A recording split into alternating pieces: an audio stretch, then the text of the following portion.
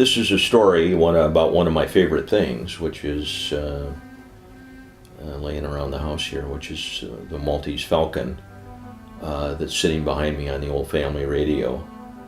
And it was a gift from a very good friend of mine, a guy named Scott Carlson, who I met in the 1970s, and we stayed connected for many years. Scott was a crusty old bachelor, and but among his many interests was collecting things, and he collected a lot of different things that were interesting to him, but fascinating for those of us that were friends of his and could see these things from time to time.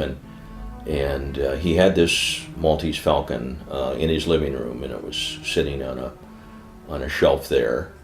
It had probably been there for 25 or 30 years. I think he bought it in the 50s, actually. And it is a great reproduction of the actual Falcon.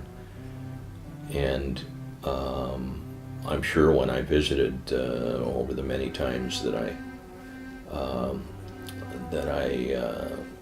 went to Scott's house, that how cool I thought it was, and how much I liked it, and whatever. Anyway, he's one of those people that's just so generous, and once you declare a strong interest in something, you have to have it. And so he insisted at one point that I take the Falcon back with me, and I was here in Rochester at the time.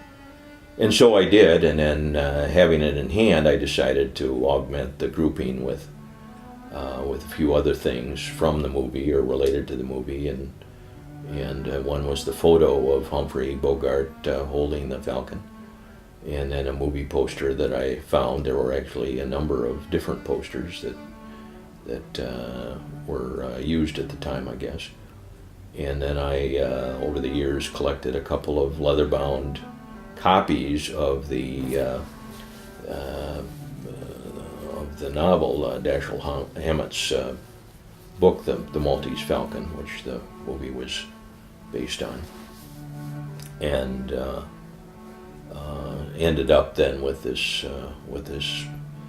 grouping that I've enjoyed, and it reminds me every time that I do look at it of what a good friend Scott was, and it's been a great memory over the years to have it with me.